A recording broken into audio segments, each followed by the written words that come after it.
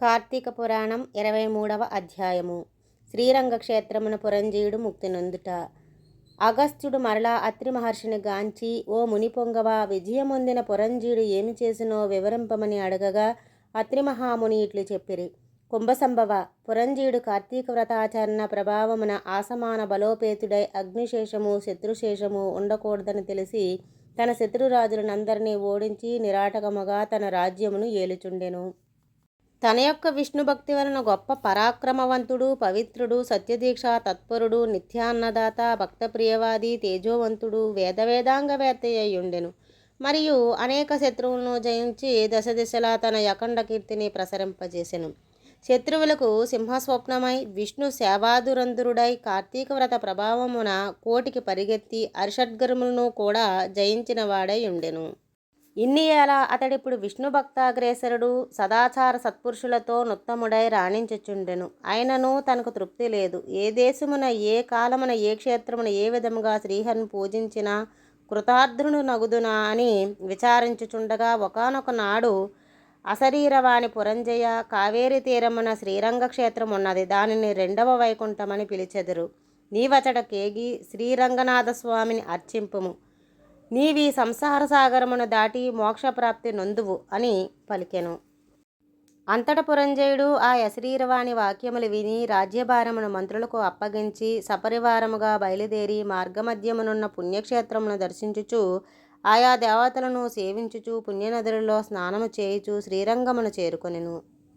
అక్కడ కావేరీ నది రెండు పాయలై ప్రవహించుచుండగా మధ్యనున్న శ్రీరంగనాథాలయము శేషయ్యముపై పవళించియున్న శ్రీరంగనాథుని గాంచి పరవశమొంది చేతులు జోడించి, దామోదర, గోవింద, గోపాల, హరే కృష్ణ, వాసుదేవ, అనంత, అచ్యుత, ముకుంద, పురాణ పురుష, ఋషికేశ, ద్రౌపదీమాన సంరక్షక, దీనజన భక్తపోష, ప్రహ్లాద వరద, గరుడధ్వజ, కరివరద, పాహిమాం పాహిమాం, రక్షమాం రక్షమాం, దాసోహం పరమాత్మ దాసోహం అని విష్ణు స్తోత్రమున పఠించి కార్తీక మాసమంతయు శ్రీరంగమునందే గడిపి తదుపరి సపరివారముగా అయోధ్యకు బయలుదేరెను.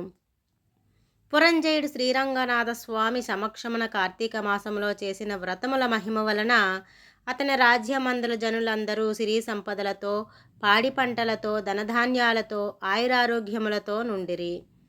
అయోధ్యానగరము దృఢతర ప్రకారములు కలిగి, తోరణ యంత్రద్వారములు కలిగి, మనోహర గృహగోపురాదులతో చతురంగ సైన్య సంయుతమై ప్రకాశించుచుండెను. అయోధ్యానగరమందలి వీరులు యుద్ధ నేర్పురులై, రాజనీతి గలవారై, వైరిగర్భ నిర్భేదకులై, నిరంతరము విజయశయశీలురై, అప్రమత్తులై ఉండిరి. ఆ నగరమందిల అంగనామణులు అంశగజామీనులు పద్మపత్రాయత లోలోచనులై విపుల శోణీత్వము, విశాల కటిత్వము, సూక్ష్మ మధ్యత్వము, సింహకుచీపినత్వము కలిగి రూపవతులనియు, శీలవతులనియు, గుణవతులనియు ఖ్యాతి కలిగి ఉండిరి. ఆ నగరమందలి వెలయాండ్ర నృత్య గీత సంగీతాది కళా విశారాధులై, ప్రౌఢలై, వయోగుణ రూప లావణ్య సంపన్నులై, సదామోహన హాషాలంకృత ముఖీశోభితులై ఉండిరి. ఆ పట్టణ కులాంగనులు ప్రతి శుశ్రూష పారాయణులై, సద్గుణాలంకార భూషితులై, చిద్విలాస అహోల్లాస పులకాంకిత శరీరులై ఉండిరి. పురంజయుడు శ్రీరంగ క్షేత్రమున కార్తీక మాస వ్రతమాచరించి సతీ సమేతుడై ఇంటికి సుఖముగా చేరెను. పురంజయుని రాక విని పౌరజనాదులు మంగళవాయిద్య తూర్యధ్వనులతో ఎదురేగి నగర ప్రదక్షిణ చేసి నిజహంతపురమును ప్రవేశపెట్టిరి. అతడు ధర్మాభిలాషి అయి దైవభక్తి పరాయణుడై రాజ్యపాలన మొనర్చుచు కొంతకాలము గడిపి వృద్ధాప్యము వచ్చుటచే అహేకవాంఛలను వదులుకొని తన కుమారునికి రాజ్యభారము అప్పగించి పట్టాభిషిక్తుని చేసి తాను వానప్రస్థాశ్రమమును స్వీకరించి అరణ్యమును కేగెను.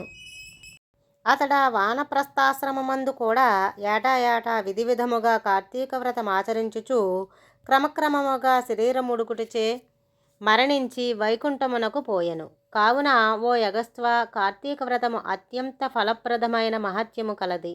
దానిని ప్రతివారును ఆచరించవలెను. ఈ కథ వినిన వారికి, చదివినప్పుడు వినువారికి కూడా వైకుంఠ ప్రాప్తి కలుగును. ఇట్లు స్కాంద పురాణాంతర్గత వశిష్ఠ ప్రోక్త కార్తీక మహత్య మండలి త్రయోవింశో అధ్యాయము సమాప్తము. సర్వం శ్రీకృష్ణార్పణమస్తు. లోకా సమస్త సుఖినో భవంతు.